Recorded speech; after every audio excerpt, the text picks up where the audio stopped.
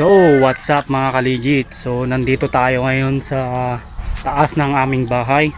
So, ang gagawin natin ngayon is babalatan natin tong langka na kinuha ko kanina. So, hindi ko na na-video sa pagkuha ko. So, ito po yung langka guys. Oh. Nandito ako ngayon sa lilim ng Senerguelas. Ayan. So, dito kasi presko guys. Sa baba kasi mainit. Ayan o. So dito guys sa likuran ko may dahon ng saging. So yan yung magsisilbing natin, paglalatagan natin ng langka.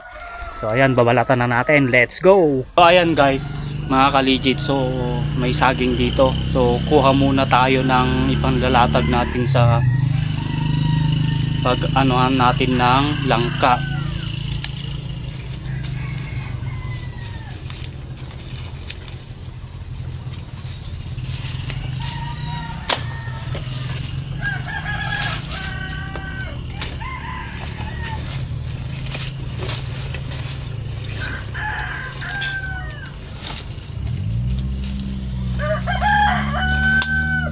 Ito nga pala yung langka guys, oh.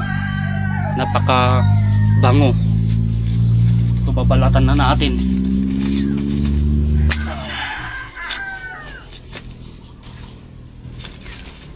So dito guys may paglagyanan na tayo. Tsaka pinggan yung napag-anuhan natin ng langka.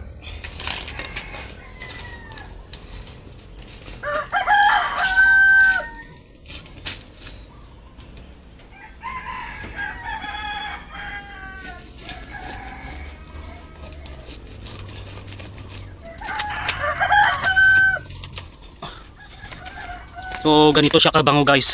Mabango siya. Ayan. Sobrang bango guys. Matamis kaya ito. So titikman natin ito mamaya. So babalatan muna natin to.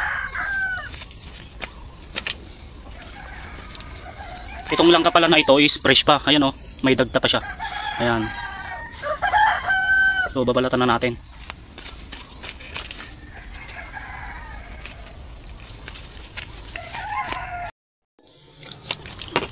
So ayan, babalatan na natin tong langka na to.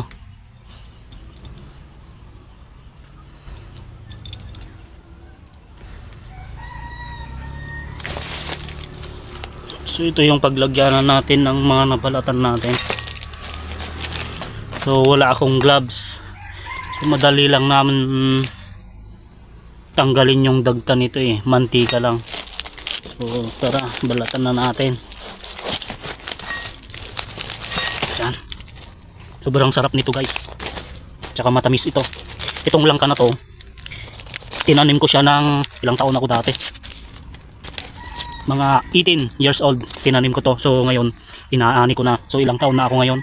Hulaan nyo guys kung ilang taon na ako ngayon. So mamaya huhugasan naman natin ito. So ngayon babalatan muna natin. Tapos yung buto i-ano natin para itanim natin ulit.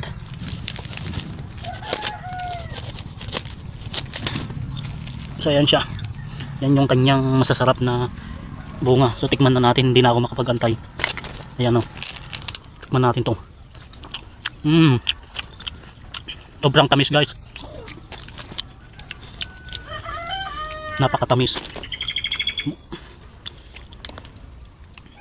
Ayan siya o.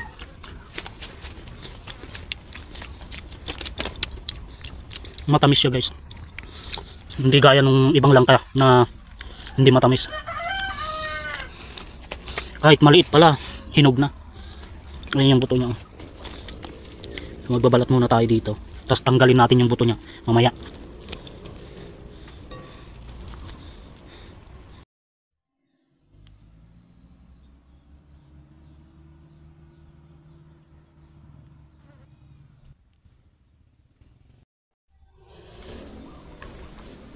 So ito na ang tapos nating nabalatan. Ayan.